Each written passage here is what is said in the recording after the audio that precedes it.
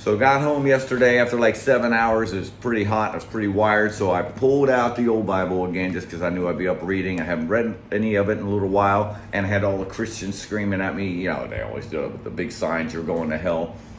The Bible contains representations of fundamental human experiences and psychological truths. Okay, that's what it is. They're stories about us. So, you know, the Garden of Eden is man and woman. Eve, of course, her sin was unregulated compassion. She could even embrace the serpent, even though God told her not to.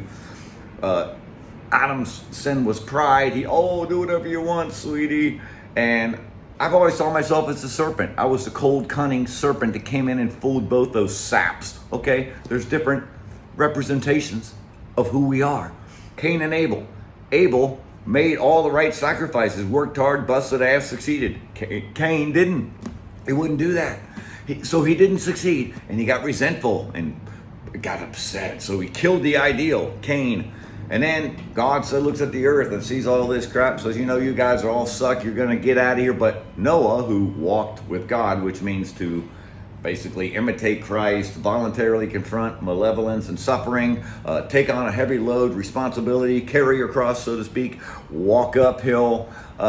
When you read the Sermon on the Mount, are you Jesus or Judas? Yes, you've been a great person. You've been the good person who was betrayed and lied and spit on. You've been that person, but you've also been Judas. You've been the one who has done that to someone else who was good. See, all these things are representations of fundamental human experiences and psychological truths.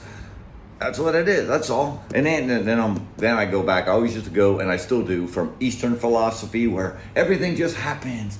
Do less and achieve more. And then there's Western philosophy, which, you go to the garden in the desert, like, wow, look what God did. And he goes, yeah, well, he had a little help from me because it was a desert and you planted a garden. All right. So what is a garden? A wall of paradise. What is the wall? The border between culture and nature. I see they're all just stories. It's not something to take one side of it and go out there and try to berate everybody else like you're the good and not the bad.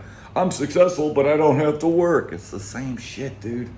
They're fundamental human experiences and psychological truths. Enjoy the stories.